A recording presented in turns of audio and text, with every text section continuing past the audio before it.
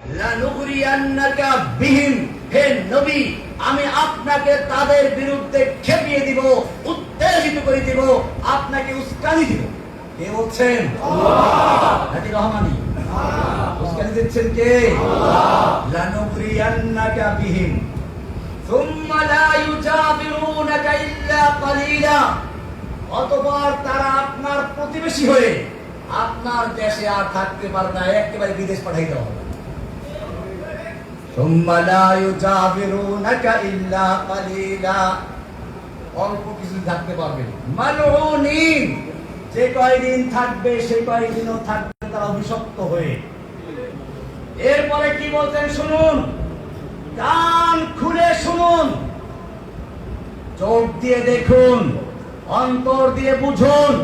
সাংবাদিক ভাইদেরকে বলছি, যদি মুসলিম হয়ে থাকো, মুসলিম ঘরের সন্তান হয়ে থাকো, কোরআন বিশ্বাস করো। কোরআনের পরে কি বলছে শুনো, রহমানি বলে নাই।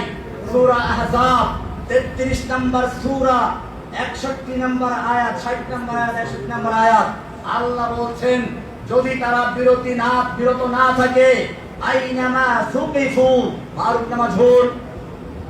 মাজহুল কাকে বলে?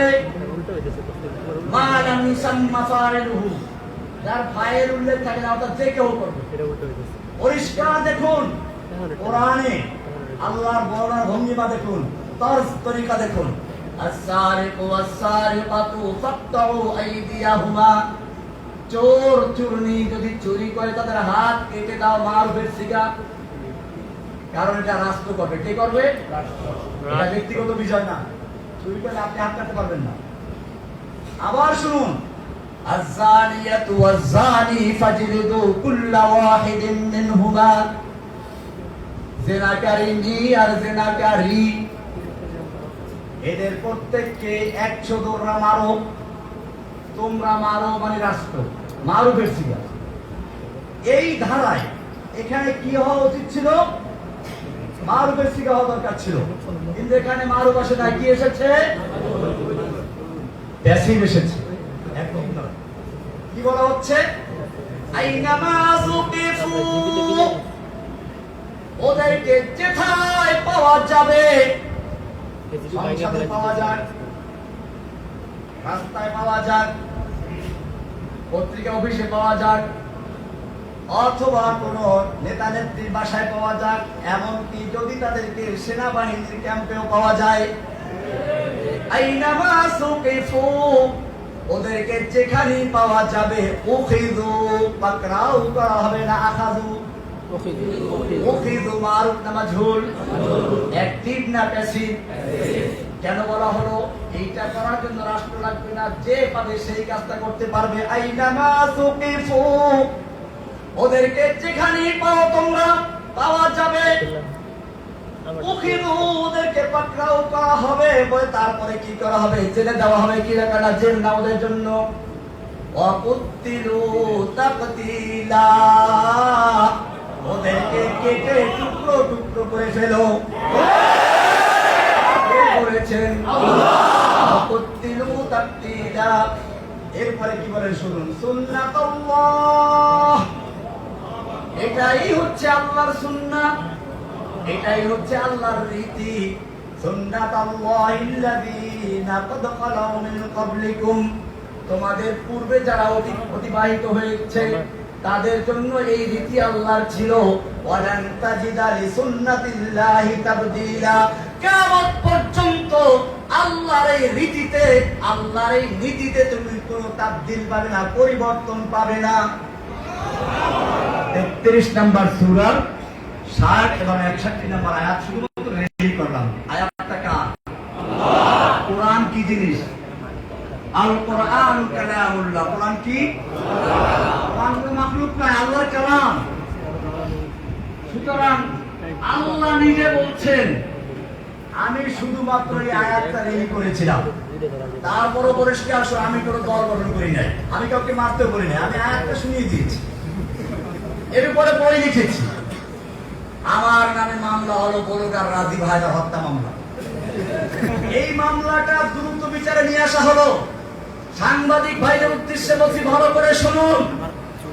ওই মামলার রায় হয়েছিল 2015 সালের 31শে ডিসেম্বর মাসে জজ কোর্ট বন্ধ থাকে, কিন্তু আমাদের ওই কোর্ট খোলা ছিল। সারা দিন ব্যাপী কোর্ট চলত, সন্ধ্যার সময় কোর্ট চলেছে। এরপরে রায় দেওয়া হলো। ওই রায়ের 285 রায়ের কপি 285 নম্বর পৃষ্ঠায় স্পষ্ট লেখা আছে, এই মামলার আসামি তখন ওই যে শাহবাগের আন্দোলনকে কেন্দ্র করে আমাদেরকে শিবির বলা হয়েছিল, জামাত বলা হয়েছিল। দেখে এগুলো পায় না, পরে আনসারুল্লাহ বানানো হলো। ওইখানে লেখা আছে রায়ের কপিতে, এই আসামিগণ এমন কি দিয়ে লিখেছে আমার কথা, জসিমউদ্দিন রহমানীকে যদিও শিবির অথবা আনসারুল্লাহ বাংলা টিমের আধ্যাত্মিক নেতা, গুরু ইত্যাদি বলা হয়েছে, কিন্তু এটা রাষ্ট্রপক্ষ প্রমাণ করতে সম্পূর্ণ ব্যর্থ হয়েছে। জজ কোর্ট থেকে কপিটা বের করুন, সাংবাদিকদেরকে বলছি, বের করে দেখুন সেখানে কি লেখা আছে। আদালতের রায়ের মাধ্যমে স্পষ্ট হয়েছে রহমানী কোন দলের সাথে সম্পৃক্ত নয়। সুতরাং আপনারা যদি এর পরেও আমাকে এইভাবে লেখেন, আদালত অবমাননার জন্য আপনারা দায়ী থাকবেন এবং সেজন্য আইনের ব্যবস্থা না হতে পারে। কাজেই এই বিষয়গুলো স্পষ্ট করতে হবে। আল্লাহ এবং আল্লাহর রাসূলকে নিয়ে যদি কোনো ব্যক্তি কটূক্তি করে, অবমাননা করে, আল্লাহর কোরআনের বিরুদ্ধে কথা বলে, মনে রাখবেন এই বাংলার জমিনে তাদের থাকার কোনো ইচ্ছা নাই। তাদের ইচ্ছা হলো বিদেশ যাওয়া, বিদেশ যাওয়ার জন্য তারা এগুলো করে। কাজে আমি বলছি না বাংলাদেশের তাওহীদি জনতা জেগেছে, ওদেরকে একবার চিরস্থায়ী বিদেশ পাঠিয়ে দেবে। ভাইয়েরা আমার, আজকে আমাদের মনে রাখতে হবে, এই জাগরণকে ধরে রাখতে হবে। এরপরে যদি কোনো চক্রান্ত শুরু হয়, আজকে যেভাবে ওলামায়ে কেরাম, তলাবায়ে ইলম, স্কুলের ছাত্র, মাদ্রাসার ছাত্র, তাওহীদি জনতা একাত্র হয়ে ময়দানে নেমেছিল, ঠিক এই ঐক্যবদ্ধতাকে ধরে রাখতে হবে। কিয়ামত পর্যন্ত যদি আমরা এরকম থাকি, তাহলে ইসলামকে কেউ ধ্বংস করতে পারবে না ইনশাআল্লাহ। আমাদের সেজন্য প্রথম কাজ হচ্ছে ঐক্যবদ্ধ থাকা। 2 নম্বর কাজ হচ্ছে এই চেতনাকে, হাসিনা যেমন একটা চেতনা তৈরি করেছিল, আমাদেরও চেতনা তৈরি করতে হবে। আমি মূলত আসলে কোন দলের সদস্য ছিলেন, এই বাস্তব। আমার কি কাজ ছিল, আমি যখন দেখলাম গণজাগরণ মঞ্চ তৈরি করলো এবং তারা সারা বাংলাদেশে একটা জাগরণ তৈরি করার চেষ্টা করলো, যদিও তাদের স্লোগান ছিল রাজাকার বিরোধী, কিন্তু এই রাজাকার বিরোধিতার আড়ালে ছিল ইসলাম বিরোধিতা, ইসলামের বিরুদ্ধে চেতনা তৈরি করা। তখন আমার ইচ্ছা ছিল বাংলাদেশে ওই গণজাগরণকারীদের বিরুদ্ধে একটা তাওহীদের জাগরণ তৈরি করা। এই জাগরণ নিয়ে মাঠে নেমেছিলাম এবং আলহামদুলিল্লাহ আজকে দেখতে পাচ্ছি, আমি যদিও সে সময় শুরু করেছিলাম, আজকে বাংলাদেশের যে প্রান্তে যাই, এখনো যাওয়ার সুযোগ হয় না, শুধু কয়েকটা মসজিদের চিকিৎসা জন্য গেছে নামাজ পড়ার জন্য, যে মসজিদেই যাই কোনো ঘোষণা নাই, কিচ্ছু নাই, দেখেই বলে যায় রমেশ আছে। মানে হচ্ছে যেই জাগরণের স্বপ্ন দেখেছিলাম 2013 সালে, আল্লাহ রাব্বুল আলামিন আমাকে জেনে রেখে সেই জাগরণকে বাংলার ঘরে ঘরে পৌঁছে দিয়েছে।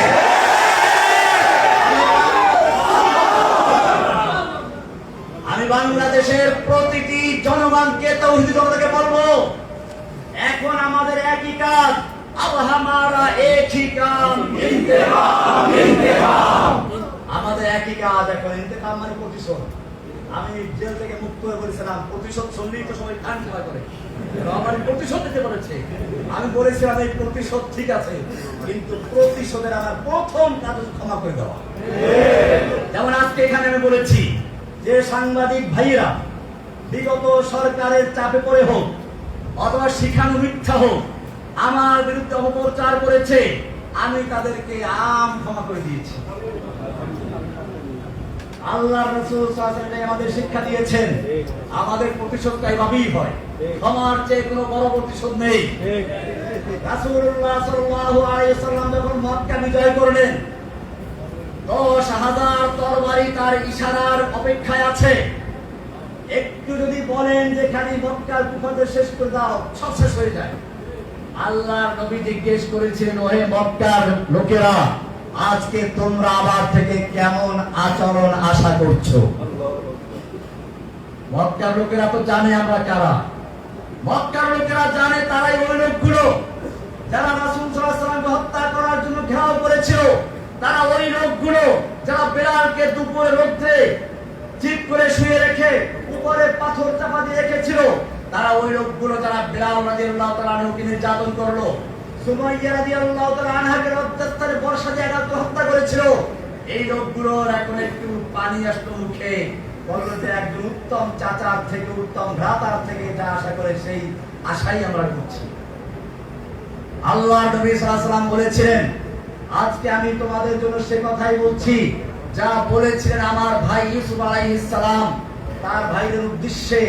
যখন তার ভাইয়েরা তার হাতে ধরা পড়লো, তার কাছে আসলো, তখন তিনি যা বলেছে আজকে তাই বলছি, লা তাসরিবা আলাইকুমুল ইয়াউম, আজকে তোমাদের বিরুদ্ধে আমার কোনো ক্ষোভ নেই, কোনো প্রতিশোধ নেওয়ার ইচ্ছা নেই। ইযহাবু আনতুম তুলাকা, তোমরা সব যাও, তোমাদের সকলকে আমি আম ক্ষমা ঘোষণা করলাম, সাধারণ ক্ষমা ঘোষণা করলাম। এটার নাম হচ্ছে প্রতিশোধ। দুশমন যখন হাতের মুঠোর মধ্যে চলে আসে তখন দুশমনকে মারা সহজ, কিন্তু ক্ষমা করা কঠিন, রাগ নিয়ন্ত্রণ করা কঠিন। আমাদের প্রিয় নবী, আমাদের রাসূল সাল্লাল্লাহু আলাইহি ওয়াসাল্লাম শিক্ষা দেন নাই অসহায় মানুষকে হত্যা করার জন্য। তিনি বললেন, দুশমন যখন হাতের মুঠোর মধ্যে চলে আসে তাদের ক্ষমা করে দেওয়া সবচেয়ে বড় কাজ। কিন্তু এই ক্ষমা সকলের জন্য প্রযোজ্য নয়। যাদের অন্যায় সীমা অতিক্রম করেছে তাদের বেলায় ক্ষমা প্রযোজ্য নয়। আল্লাহর নবী সাল্লাল্লাহু আলাইহি ওয়াসাল্লাম সেই মক্কা বিজয়ের মহান ক্ষমার দিবসে 13-14 জন বা আরো কিছু কম বেশি লোককে ক্ষমা মাফ করলেন না, তাদেরকে ক্ষমার বাইরে রাখলেন। অবশ্য তাদের অনেকেই পরে ইসলাম কবুল করেছে। এর মধ্যে একজন ছিল ইবনে খাতাল, যার অপরাধ ছিল ইসলাম কবুল করে মদিনায় গিয়েছিল। পরে সে আসলে ছিল মুনাফিক। মক্কায় চলে আসলো, দুটো দাসী কিনে আল্লাহর নবীর বিরুদ্ধে সমালোচনামূলক গান গাওয়াতো, নর্তকী, কনসার্ট করত। আল্লাহর নবী সাল্লাল্লাহু আলাইহি ওয়াসাল্লাম ইবনে খাতাল সম্পর্কে বললেন যে তাকে ক্ষমা করা হবে না। আল্লাহর নবী এখনো লোহার টুপিটা খোলেন নাই, মাথায় এখনো লোহার অস্ত্রটা, লোহার সেই হেলমেট বা লোহার পোশাকটা আছে। এর মধ্যে একজন এসে বলল, ইয়া রাসূলুল্লাহ, ইন্না ইবনা খাতাল মুতাআল্লিকুন বিআস্তারিল কাবা। ওই যে ইবনে খাতাল যাকে ক্ষমা করা হয় না, সে তো কাবার গিলাফ ধরে আছে। আর কাবা সম্পর্কে কোরআনে বলা আছে, ওমান দাখালাহু কানা আমিনা। শুধু কাবা নয়, কাবার যে হেরেমের সীমানা, হারামের সীমানা, এই সীমানার মধ্যে যে প্রবেশ করবে সেই নিরাপদ থাকবে। এই তো কাবার গিলাফ ধরে আছে, একে কি করবে? আল্লাহ নবী সাল্লাল্লাহু আলাইহি ওয়াসাল্লাম বললেন, এই ইবনে খাতাল কাবার হারামের ভিতরে নয়, তওয়াফের জায়গায় নয়, কাবার গিলাফ ধরে ঝুলে থাকলে তাকে ওখানে হত্যা করে দাও। এইভাবে আজকেও যারা জেনে বুঝে ইচ্ছা করে আমাদের সেই কচি কচি ছাত্রদের বুকে গুলি চালিয়েছে, যারা নিরস্ত্র আবু সাঈদের বুকে গুলি চালিয়েছে, তাদের যদি ক্ষমা করা হয় তাহলে ইতিহাস আমাদের ক্ষমা করবে না। নেচে নেচে গুলি করেছে, নিরস্ত্র যুবকদের, ছাত্রদের বুকে গুলি করেছে, অসহায় মানুষদের বুকে গুলি করেছে, তাদের জন্য কোনো ক্ষমা করা হবে না। তাদের প্রাপ্য শাস্তি তাদেরকে পেতেই হবে।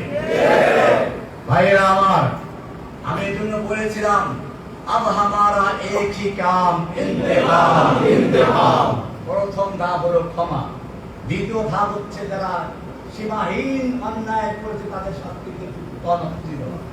3 নম্বর আমাদের কাজ হচ্ছে এখন ব্যাপকভাবে তাওহীদের দাওয়াত দেওয়া।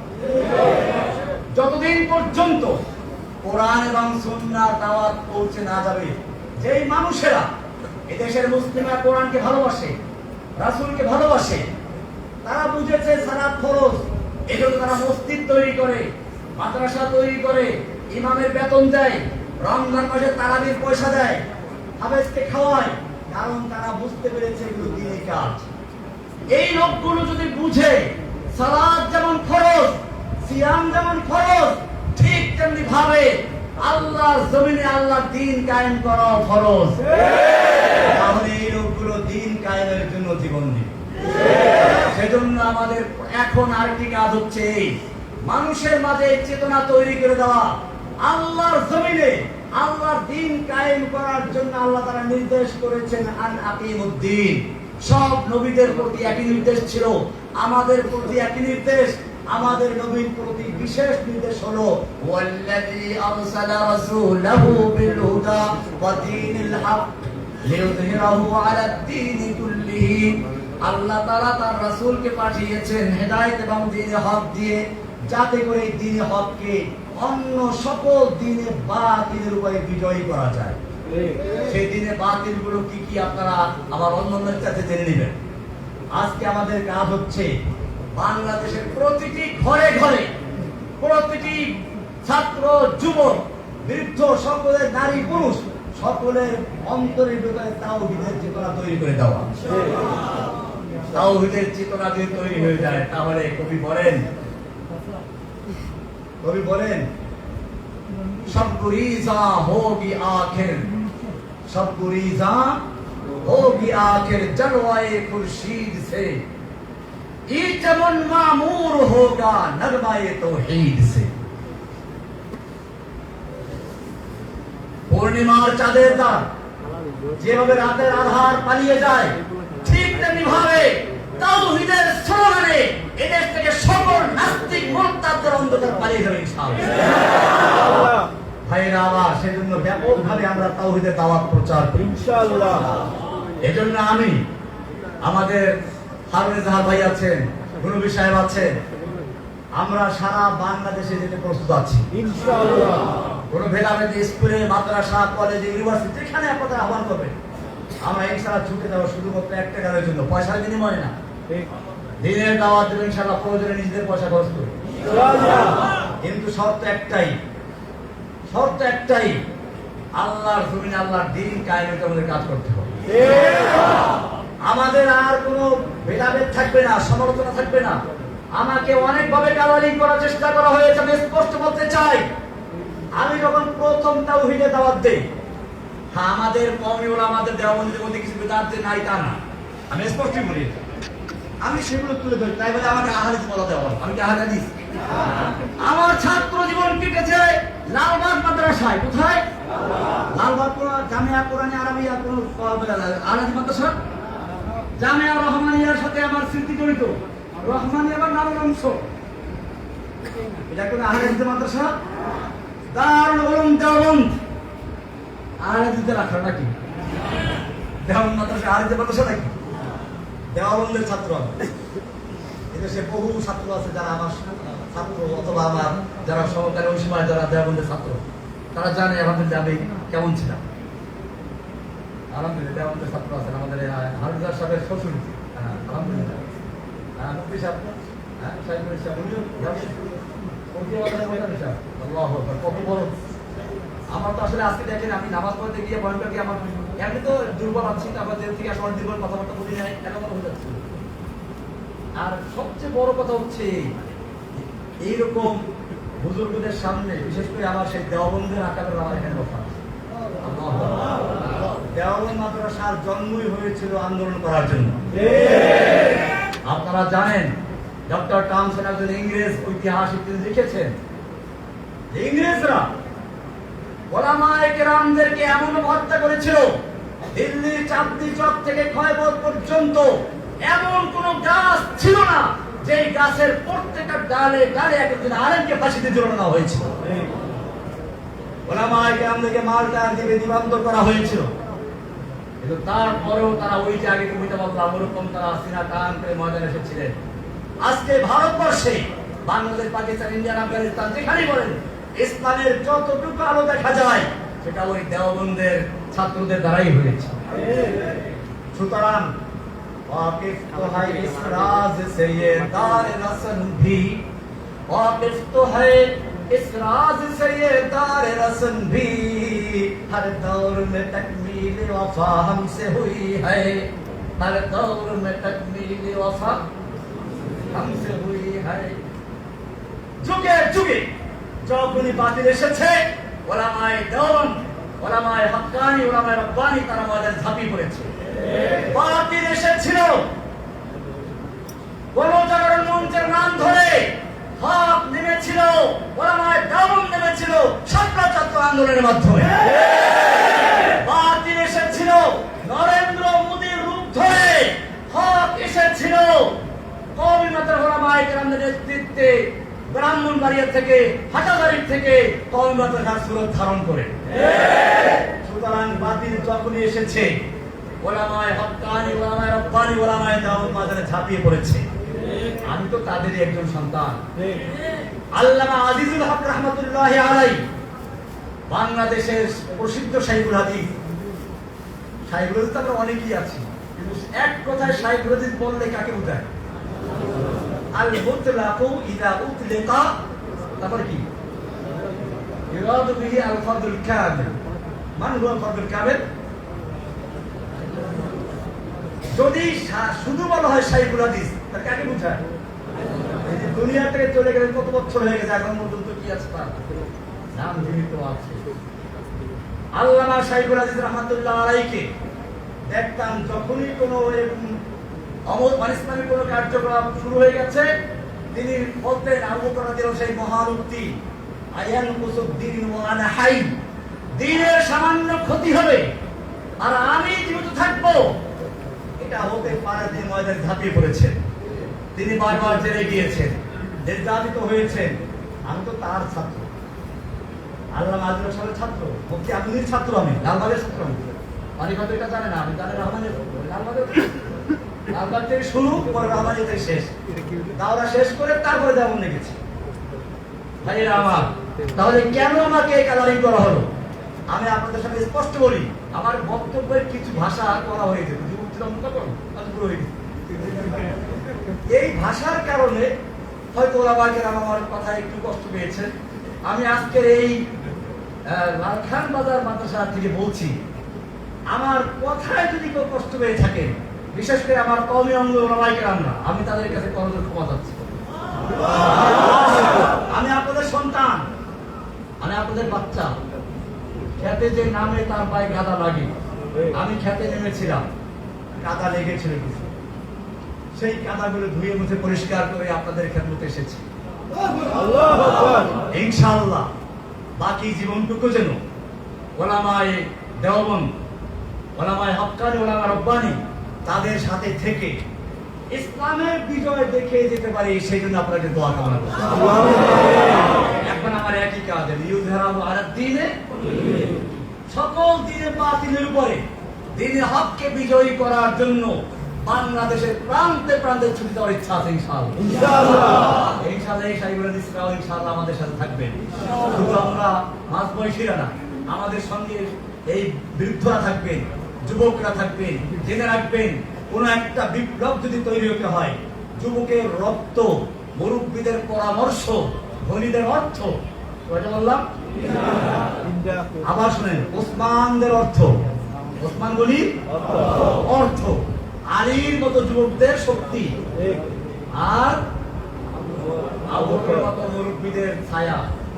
এই তিনটার সমন্বয় যখন ঘটে তখন বিজয় আসে ইনশাআল্লাহ এখন থেকে আমি ধন্যবাদ জানাই আমাদের হারুন ইজাহার সাহেবের আব্বা মুফতি ইজাহারুল ইসলাম চৌধুরী সাহেবকে আপনারা অনেকে হয়তো দূরে তারা চেনেন না আমি যখন হারুন ইজাহার সাহেবের নামও শুনি না তখন ওনার নাম আমি শুনেছি এই বাংলাদেশে ইসলামের জন্য যারাই কাজ করেছেন সবাই বলতেন আমরা লালখান বাজার মাদ্রাসায় মুফতি ইজাহারুল ইসলাম চৌধুরী সাহেবের কাছ থেকে ওনার ওখানে আছি সুতরাং আমার মনে হচ্ছে আজকের এখান থেকে যেভাবে আমি দেখতেছি যুবকদের ভাইদের দেখতে পাচ্ছি আমি আশাবাদী যে এই জাগরণের স্বপ্ন দেখেছিলাম 2013 সালে ওদের গণজাগরণ মঞ্চের জবাব দেওয়ার জন্য ঝাড়ু দিয়ে পিটালে চলবে না, অন্ধকার দূর করতে হলে আলোর মশাল জ্বালাতে হবে।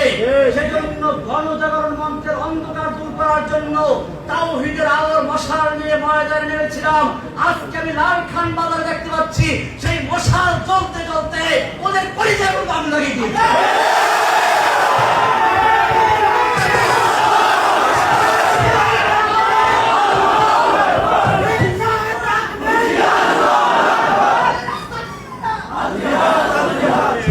যখন আমাকে আহাজে হাজির করে প্রচার করা হলো, তা দিয়ে কাজ হলো না।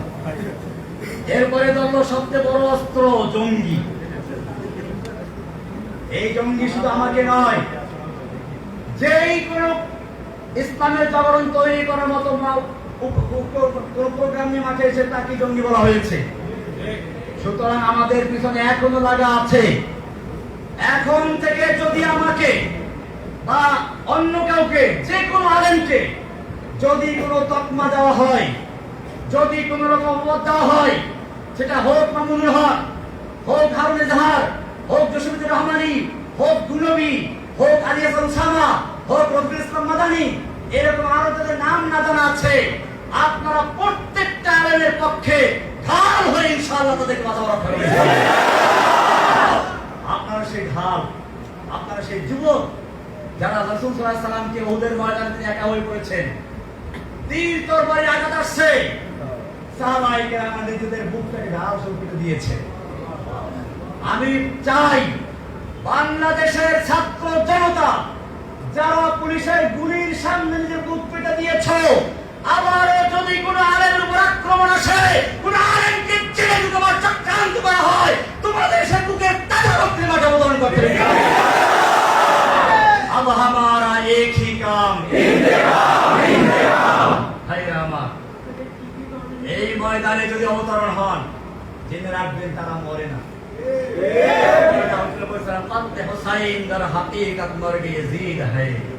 ইসলাম জিন্দা হোতা হ্যায় হর কারবালা কে বাদ।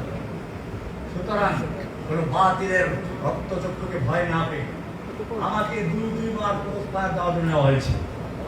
আমি যে খানার ইতিহাস বলতে চাচ্ছি না, ওটা আমার মধ্যে আল্লাহর মধ্যে থাকবে। কিন্তু আমার সবচেয়ে বাধা লেগেছিল, আপনাদের শোনা দরকার এটা। আমাকে বলা হয়, রহমানী সাহেব কথা তো অনেক বলেছেন, অনেক শক্তি দেখিয়েছেন, আল্লাহ আপনাকে দেখে না, আল্লাহ ব্যস্ত আছে। কোরআনে বলা, শোনেন কি বলে, শোনেন নাউজুবিল্লাহ পরে বলেন, শোনেন কি বলে।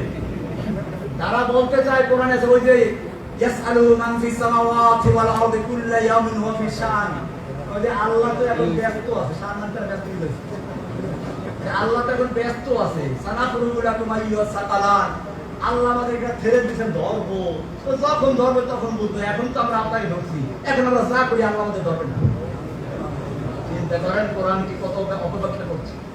এটা নিশ্চয়ই কোন শয়তানকে ডিস্কা দিয়েছে। আমি তখন প্রতিবাদ করেছিলাম, এরপরে আমাকে ক্রস ফায়ার জগন নিয়ে গেল। আমি আপনাদেরকে বলছি, আমাকে যখন ক্রস ফায়ার জগন নিয়ে যাওয়া হোক, চোখ বাঁধা, হাতে হ্যান্ডক্যাপ লাগানো, আমার মনে হচ্ছিল আমি এই এখনই পাখি যেমন উড়াল যাওয়ার আগে হালকা হয়ে যায়, বিমান যাওয়ার আগে সবাইকে হালকা হয়ে যায়, এখনই উঠবে, ঠিক তেমনি ভাবে আমি আল্লাহর কাছে এক্ষুনি চলে যাবো। ছিলাম কেন পারে না বলি, দেরি সহ্য হচ্ছে না, এমন একটা আশা নিয়ে অপেক্ষা করছিলাম। আমি মনে করি তখন যদি আমাকে গুলি করা হতো, হয়তো আমার মাঝে আর আল্লাহর সাথে সাক্ষাতের মাঝে শুধুমাত্র গুলিটাই ব্যবধান। আজ ভয় পাওয়ার কোনো কারণ নেই, ভয়ের কারণ নেই।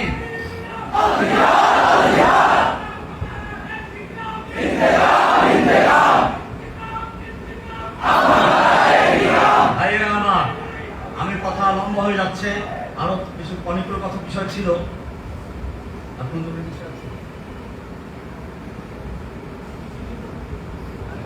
নির্যাতনের বিষয়টা আসলে হচ্ছে কি, দেখেন আল্লাহ তাআলার দিনের পথে যারা যায়, দেখেন পাখি মানুষ খাতায় পারে না, কাউয়া পারে, কাউয়া পারে কি, যে পাখি দেখতে সুন্দর, গান ভালো। আমি ওই যে মুক্তি আলোচনাকে কবিতা পড়াইছিলাম, আসলে কি বুঝলো ফাত্তায়রু লা ইসদারু ইল্লা, ওই পাখিকে খাঁচায় বন্দী করা হয় যেই পাখির আওয়াজ সুন্দর। ঠিক তেমনি ভাবে যেই কোরআনের পাখি কোরআনের কথা বলে, যেই কোরআনের পাখিরা সুন্নাহর কথা বলে, তাদেরকে যেখানে বন্দী করা হয়। যারা কোরআন সুন্নাহর কথা না বলে, কোন শাসকের পরচটা গোলামি করে, তাদের জেলে দেওয়ার মতো সৌভাগ্য হয় না। অনেকে মনে করে জেলখানা নাকি যায় কারো বদদোয়ার কারণে। আমি নাকি কোন বুজুর্গকে তিরস্কার করার বদদোয়া করে জেলে গেছি। কোরআনে আছে, নবীদেরকে এই কথাই বলা হতো, ইল্লা আতারাকা বাদু আলিহাতিনা, আমাদের কোন দেবদেবী কাউকে কি করছে, বদদোয়া দিয়েছে, তাই সে জেলে গেছে। আমি আপনাদের জিজ্ঞেস করতে চাই, ইউসুফ আলাইহিস সালাম জেলে গিয়েছিলেন কার বদদোয়ায়? না। আমাদের রাসূল সাল্লাল্লাহু আলাইহি সাল্লামকে 3 বছর পর্যন্ত এই কারাগারের মতো না, এই কারাগারে খাওয়ান দেয়, পানি দেয়। আমাদের নবীকে যে কারাগারে আটকে রাখা হয়েছিল, সেখানে খাবার ছিল না, পানি ছিল না, উত্তপ্ত মরুভূমির বালু ছিল, পাহাড় ছিল। 3 বছর পর্যন্ত সে আমি তলে, শুধু আমাদের নবীকে নয়, নবীর পুরো বংশকে সেখানে বন্দী করে রাখা হয়েছিল। কারো বদদোয়ায়? না। ইমাম আবু হানিফা রাহমাতুল্লাহ আলাইহিকে বন্দী করা হয়েছিল। এক রাওয়ায়াতে বলা হয় যে উনি জেলখানাতেই মারা গেছেন, আর কেউ আসতে না, মুক্ত করা হয়েছিল, কিন্তু তিনি বন্দী অবস্থা মারা গেছেন। যে অবস্থায় বন্দী অবস্থায় মারা গেছেন, তিনি কি আত্মহত্যা করেছিলেন? ইমাম আহমদ বিন হাম্বল রাহমাতুল্লাহ আলাইহিকে কারারুদ্ধ করা হয়েছিল, নির্যাতন করা হয়েছিল। ইমাম ইবনে তাইমিয়ার লাশ কারাগার থেকে উঠেছিল। এই সবাই কি কোন বুজুর্গকে তিরস্কার করে বদদোয়ার খপ্পরে পড়েছিলেন? না। বরং পরিষ্কার শুনুন, ওই যে বললাম, জেলখানায় যেতেও ভাগ্য লাগে। জেলখানা সবার জন্য নয়। কাউয়া কোনোদিন কেউ পারে না। পারে ময়ূর, পারে তোতা পাখি, আর হয়তো রূপ আছে অথবা কি আছে, গুণ আছে। যার কোনোটাই নাই, তাকে কেউ খাঁচায় বন্দী করে খামাখা খাওয়ান দেয় না। ঠিক তেমনি ভাবে যেই পাখির গলায়, যে আলেমের গলায় কোরআনের আওয়াজ থাকে না, যেই আলেমের গলায় একামত দিনের কথা থাকে না, যেই আলেমের গলায় নাস্তিক মুরতাদদের বিরুদ্ধে কথা থাকে না, যে আলেমদের গলায় আল্লাহর জমিনে আল্লাহর দ্বীনকে বিজয়ী করার স্বপ্ন থাকে না, সেই আলেমদেরকে জেলখানায় নেওয়ার কোনো প্রয়োজন হয় না। সুতরাং পরিষ্কার হয়ে গেল, জেলখানায় যাওয়াটা একটা সৌভাগ্যের ব্যাপার। আপনারা কি দেখেন না এখন চোখ খুলে, জেলখানায় কারা গেছিল বাংলাদেশে? অতীত ইতিহাস দরকার নাই। আর তবে আমাদের আকাবেরদের অনেকেই আছে যাদেরকে জেলে নেয় নাই, ওরা জানে এখানে রহমতুল্লাহ আলাইহিকে জেলে নিয়েছিল, মুফতি আমেরিকাতে থাকতে হয়েছে। এরকম ভাবে আমাদের বর্তমানের অতীতের, নিকট অতীতের যারা আকাবের, তাদের জেল খাটতে হয়েছে। সুতরাং মনে রাখতে হবে, আমরা তাদেরই সন্তান। উলাইকা আবাই ফাজিনি বিমিথলিহিম রাহমাতুল্লাহ আলাইহি। আমাদের আব্বা ইমাম ইবনে তাইমিয়া রাহমাতুল্লাহি আলাইহি, আমাদের আব্বা হোসেন আহমদ মাদানী, কাসিম নানতুবি, মাহমুদ হাসান দেওবন্দি রাহমাতুল্লাহ আলাইহি আজমাইন, আমাদের আব্বা আল্লামা আজিজ রাহমাতুল্লাহ আলাইহি, আমাদের আব্বা আমিন রাহমাতুল্লাহি আলাইহি, আমিনের আব্বা, আমাদের আব্বা